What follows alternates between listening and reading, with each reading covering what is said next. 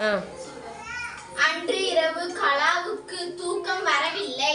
சுற்றுலா பேருந்து தயாராக நின்றது. காலையில் எழுந்து பள்ளிக்கு புறப்பட்டாள். எல்லாரும் பேருந்தில் ஏறினார்கள். பேருந்து புறப்பட்டது. கலாவுக்கு தூக்கம் வந்தது.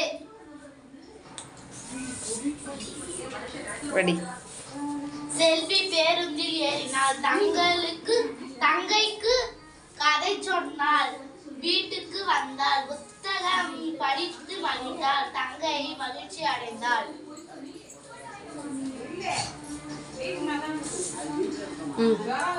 கவிதாவும் மலரும் குளத்திற்கு சென்றால் இருவரும் சேர்ந்து மொட்டுகளை பறித்தார்கள். மறுநாள் காலை தாமரை மொட்டுகள் பூக்களாக விரிந்து இருந்தது. அதை பார்த்த கவிதாவும் மலரும் மகிழ்ச்சி அடைந்தனர்.